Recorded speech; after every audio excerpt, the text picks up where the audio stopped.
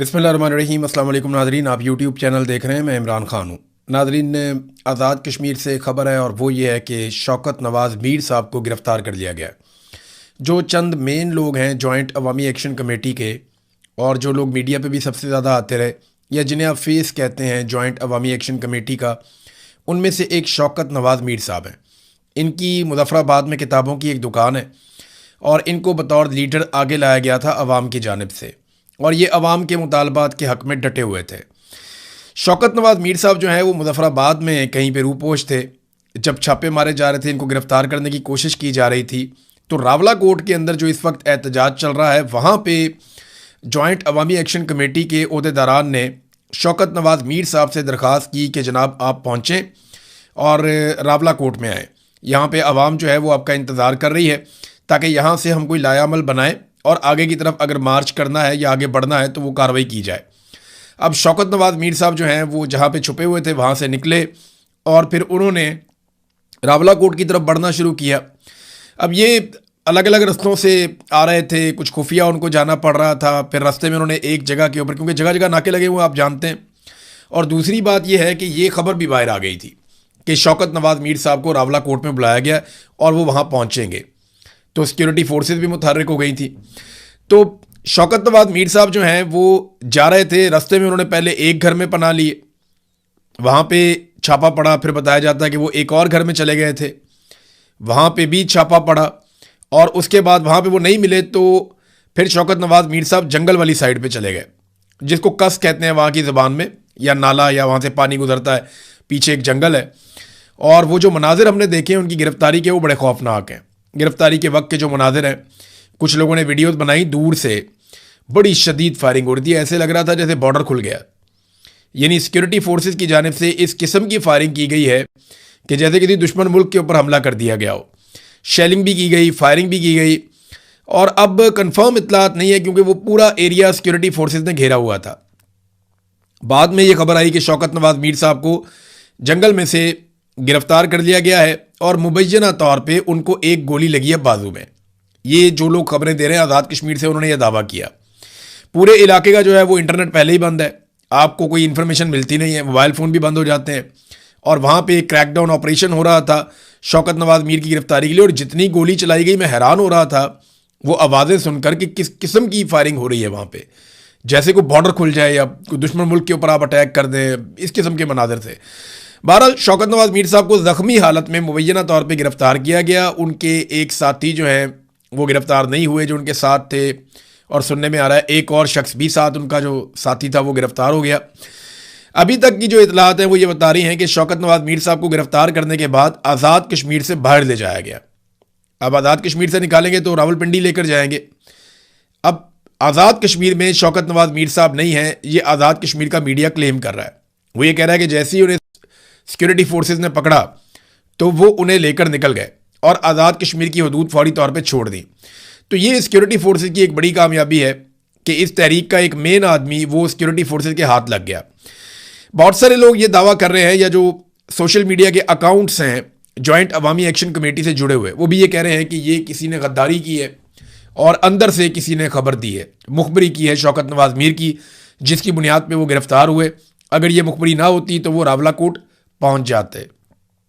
शौकत नवाज़ मीर साहब अगर रावला कोर्ट पहुंच जाते तो सिचुएशन हुकूमत के लिए शायद और मुश्किल हो जाती, लेकिन इसका रद्द-ए-अमल भी आएगा।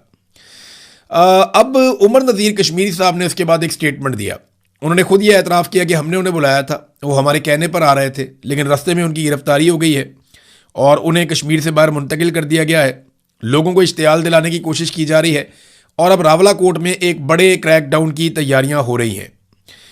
पुलिस ने तरदीद कर दी है कि शौकत नवाज़ मीर को गिरफ्तार नहीं किया गया।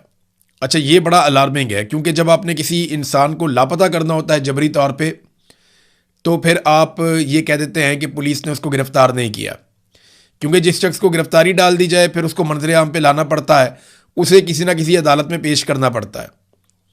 अब शौकत नवाज़ मीर एक ऐसी शख्सियत है, अगर वो कश्मीर से गिरफ्तार हो जाते और पुलिस उनकी गिरफ्तारी डाल देती तो पुलिस को उन्हें अदालत में पेश करना पड़ता, और इस मौके पर पूरा शहर बाहर आ जाता, बहुत बड़ी तादाद में लोग निकल कर आ जाते।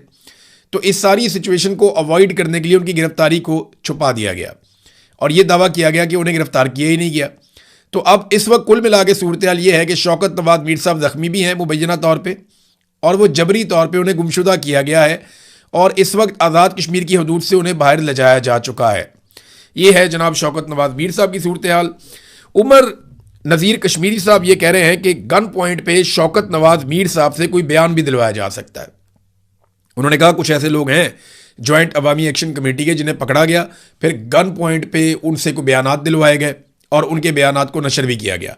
तो बहुत मुमकिन है कि शौकत नवाज मीर साहब से भी गन पॉइंट के ऊपर कोई स्टेटमेंट दिलवा दिया जाए, लेकिन उस स्टेटमेंट की कोई अहमियत नहीं होगी। कश्मीरी पीछे नहीं हटेंगे, उन्होंने ये कहा।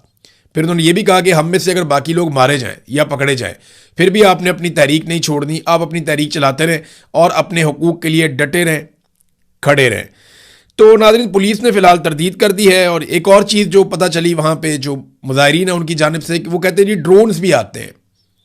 अब वो लोकेट करने के लिए आते हैं, देखने के लिए आते हैं, जासूसी करने के लिए आते हैं, लेकिन ड्रोन्स का इस्तेमाल भी आज़ाद कश्मीर में धरने वालों के खिलाफ किया जा रहा है और क्रैकडाउन की एक तैयारी की जा रही है। बल्कि वहाँ तकरीर करते हुए जो मुज़ाहिरीन है उन्होंने कहा कि जनाब हमारे ऊपर क्रैकडाउन के लिए फोर्सेस लाई जा रही हैं, तो अच्छा है आप हमारे ऊपर क्रैकडाउन करें ताकि आप एक्सपोज हो जाएं और हमारे लिए भी अगले रास्ते खुल जाएं कि हम अपने एहतजाज को वुसअत दे सकें, आगे बढ़ा सकें।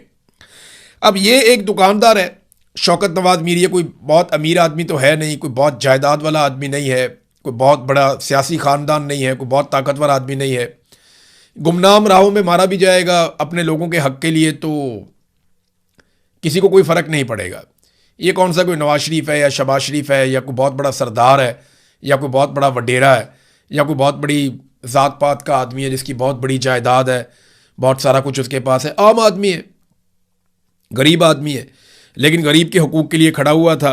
तो देखें इसको कैसे निज़ाम निशान इबरत बनाता है, आपको आने वाले दिनों में अभी पता चल जाएगा। ओवरसीज़ पाकिस्तानी बड़ा शदीद रद्दअमल दे रहे हैं इस गिरफ्तारी पे और वो बहुत गुस्से में है। लगातार वो हमें राब्ते कर रहे हैं, हमें भी इंफॉर्मेशन दे रहे हैं, ख़ुद भी वो इसके बारे में पूछगछ कर रहे हैं और आने वाले दिनों में ये मामला बहुत बढ़ेगा। तो अब कुल मिला के ऐसा दिखाई देता है या तो शौकत नवाज मीर साहब को लंबे अरसे तक जबरी तौर पर लापता रखा जाएगा, जैसा कि रिजवी बरादरान को रखा गया। दोनों भाई जबरी तौर पे लापता है, आज तक पता नहीं चला उनका। 7-8 महीने हो गए, दोनों भाइयों की समझ ही नहीं आ रही गए कहाँ पे। हालांकि तहरीके लबैक के ऊपर एक खौफनाक क्रैकडाउन हुआ था, वहाँ पे बहुत सारे लोगों को कत्ल कर दिया गया था। फिर ये 2 भाई थे अनस और साद, ये दोनों भाई तब से लेकर अब तक गायब हैं। या तो इस तरह गायब कर दिया जाएगा या फिर जो मैंने आपको बताया था कि एस्टेब्लिशमेंट से जिन लोगों की मुलाकात हुई, एस्टेब्लिशमेंट ने, एक ऑफिसर ने उन लोगों को ये कहा कि ये 4 लोग तो अब नहीं बचते, इनके तो ऑर्डर आ गए हैं और इन 4 लोगों को तो मारा जाएगा। एक उनमें मेहरान है, एक उमर नज़ीर है, एक और हैं, एक शौकत नवाज मीर हैं। तो इनके बारे में ये दावा किया गया था कि इनको मार दिया जाएगा। इनके चारों के सरों के ऊपर जो है वो 1-1 करोड़ रुपए का इनाम भी रखा गया है। तो अब देखना ये कि क्या किया जाता है। शौकत नवाज मीर साहब फ़िलहाल तो उनकी ज़िंदगी जो है उन लोगों के हाथ में है जिन्होंने उन्हें पकड़ लिया। अब उन्होंने फ़ैसला करना है कि जबरी तौर पे लापता रखना है लंबे अरसे तक, या शौकत नवाज मीर साहब की जान को नुकसान पहुंचाना है, या उनसे कोई स्टेटमेंट जारी करवाना है। ये फ़ैसला तो फिर वही लोग करेंगे जिनके हाथ में वो हत्थे, जिनके वो चढ़ गए हैं। ओवरसीज़ पाकिस्तानी काफ़ी शदीद इसके ऊपर रद्दअमल भी दे रहे हैं। इमरान खान साहब की बहनों की नादरीन एक मरतबा फिर मुलाकात नहीं हो सकी। अलीमा खानम और नौरीन न्याजी, इन्होंने बार बार जाके पुलिस को भी बताया वहाँ पे कि जनाब हम आ गए हैं, जेल की इंतज़ामिया को भी बताया कि हम आ गए हैं, नौरीन न्याजी की मुलाकात की बात की गई थी, आप अंदर से पूछ के इनकी मुलाकात करवा दें। लेकिन इमरान खान की बहन नौरीन न्याजी की भी मुलाकात नहीं करवाई गई। अब ये दावा कहाँ से आया, ये अलीमा खानम ने बिलाखिर सच बोल दिया।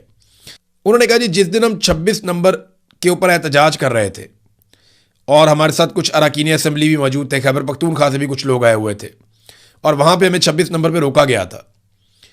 उस दिन मोहसिन नकवी ने रब्ता किया था बैरिस्टर गौर से और बैरिस्टर गौर ने हमें बताया था कि जी मोहसिन नकवी ये कह रहा है कि आप एक दरख्वास्त लिख दें सुपरिटेंडेंट ऑफ जेल को, नौरीन न्याजी साहिबा, तो हम नौरीन न्याजी साहिबा की मुलाकात करवा देते हैं इमरान खान साहब से। जिस पे वकला ने उस वक्त कहा कि दरख्वास्त लिखने की कोई ज़रूरत है नहीं, क्योंकि इमरान खान साहब से मुलाकात करवाने के लिए हाई कोर्ट के लार्जर बेंच ने एक हुक्मनामा जारी कर रखा है, तो अदालती अहकामात मौजूद है, कोई दरख्वास्त की ज़रूरत नहीं, आप मुलाकात करवाएं। तो तब से लेकर अब तक मुलाकात नहीं करवाएगी। मुझे लगता है कि टाइम गेनिंग टैक्टिस था कि थोड़ा सा वक्त हासिल किया जाए, थोड़ा बजट पास करवा लिया जाए। खैबर पख्तूनख्वा का देखें बजट पास हो गया, खैबर पख्तूनख्वा का भी, और वो कह रहे थे कि हम बजट के ज़रिए से दबाव डालेंगे। ये बड़ी कमज़ोरी थी, मुझे ऐसा लगता था कि बजट के ज़रिए दबाव डालना तो बहुत कमज़ोरी है, इतनी बड़ी पॉलिटिकल पार्टी है, इतने ताकतवर लोग हैं, बजाय कि ये बहुत बड़ी एक तहरीक खड़ी करते, नौजवानों को साथ जोड़ते। बेशुमार नौजवान हैं, वो तहरीक खड़ी कर सकते हैं। नौजवान तंग भी बहुत हैं, बेरोजगारी बहुत बढ़ गई है, गुर्बत बढ़ गई है, मईशत तबाह बर्बाद हो गई है, महंगाई बहुत बढ़ गई है, लोग तंग आए पड़े हैं। किसान हो जाए, ट्रेड यूनियंस हो जाए, मजदूर हो जाए, मेहनत कश कोई भी हो जाए, सारे तबकात ही परेशान है, सरकारी मुलाजमीन परेशान है, नौजवान तो बहुत ज़्यादा परेशान है, तालिब इल्म परेशान है। तो ऐसे में कोई तहरीक खड़ी करना कोई बहुत बड़ी मुश्किल नहीं थी, तहरीक खड़ी कर सकते थे, लेकिन उन्होंने कहा जी हम बजट को इस्तेमाल करेंगे दबाव के लिए, वो भी नहीं कर पाए, और बजट भी पास हो गया, पूरे साल का बजट पास हो गया, जो वफाकी हुकूमत को चाहिए था उसी तरह का बजट पास हो गया। बहरहाल इमरान खान साहब की मुलाकात, ये ड्रामा ही एक निकला, मुलाकात नहीं करवाई गई बाद में, और अलीमा खानम ने और उनकी बहन नौरीन न्याजी ने आज ये साबित भी किया कि वो आई भी मुलाकात करने के लिए। कहा जी आज मुलाकात नहीं करवाई, रात गए, उन्होंने धरना खत्म किया, उन्होंने कहा जी अगले हफ्ते हम फिर आएंगे। अब देखना यह है कि अगले हफ्ते मुलाकात होती है या नहीं होती। हाई कोर्ट ने एक फैसला महफूज किया हुआ है कि जो दरखास्तें आई हैं कैद तन्हाई वाली, वो सुन्नी भी हैं या नहीं सुन्नी।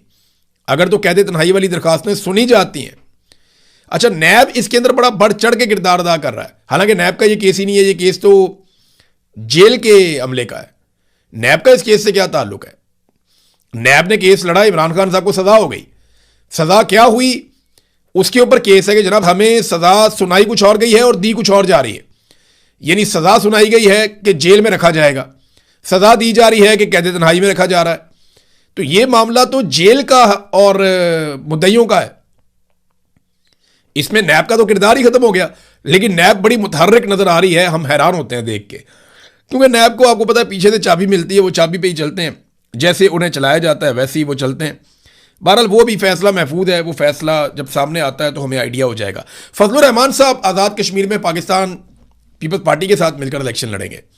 मैंने आपको कई मरतबा फजलुर रहमान साहब के बारे में ये बताया कि वो बड़े अच्छे काम भी करते हैं, कभी कभी बड़ी अच्छी बातचीत भी कर लेते हैं, कभी कभी बड़ी अच्छी आवाज़ भी उठा लेते हैं कभी कभी। लेकिन एक बात मैं आपको हमेशा बताता हूँ और बार बार बताता हूँ कि फजलुर रहमान साहब सिस्टम है, सिस्टम का हिस्सा नहीं है, खुद सिस्टम है, और वो सिस्टम के बगैर कभी भी नहीं जी पाएंगे। फजलुर रहमान का मौक़िफ़ कभी भी उसूली नहीं होता, फजलुर रहमान साहब का मौक़िफ़ हमेशा वसूली होता है। तो इस मरतबा उन्होंने बड़ी अच्छी वसूली की, उनको आइडिया है कि आज़ाद कश्मीर में पीपल्स पार्टी की हुकूमत बनाकर दी जाएगी। तो तारीख में पहली बार पीपल्स पार्टी और JUI का इत्तेहाद हो गया, और बिलावल कहते हैं जी हम तो चाहते हैं कि बलूचिस्तान में भी हमारा इत्तेहाद हो जाए। बहरहाल आज़ाद कश्मीर में ये मिलकर इलेक्शन लड़ेंगे।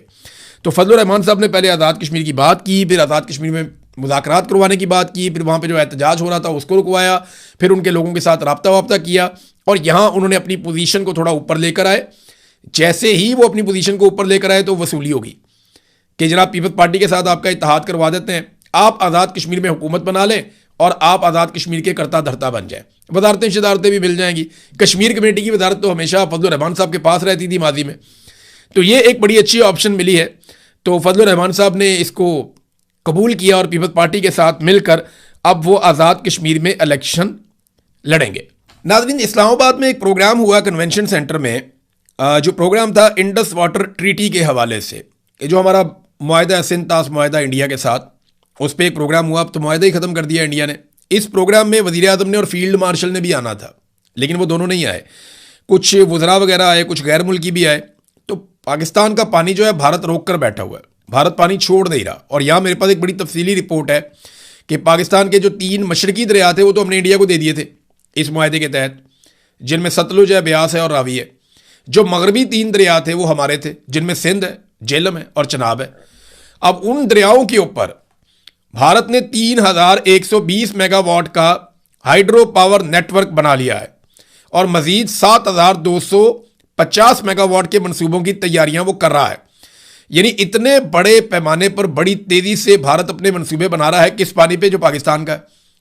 यानी हमारे देखें ना हुक्मरानों का फर्क और भारत के हुक्मरानों का फर्क। हमारे हिस्से के पानी के ऊपर भारत बिजली बना के अपने शहरियों को सस्ती बिजली दे रहा है, जबकि हम अपने हिस्से पे पानी पे बिजली बनाने की बजाय अपने फ्रंटमैनों के जरिए से IPPs लेकर आते हैं, और उन IPPs को हम बिजली ना बनाने के पैसे देते हैं।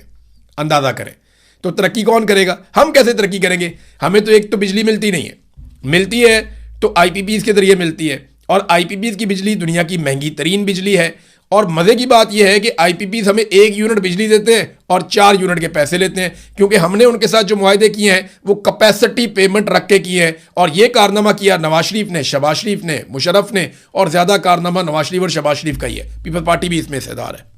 तो नाजरीन, इंडिया हमारे पानियों को रोक रहा है और हमने अभी तक उनका सांस नहीं बंद किया। यानी हमारा दावा है कि हम तुम्हारा सांस बंद कर देंगे, तो अभी तक इंडिया का सांस नहीं बंद किया।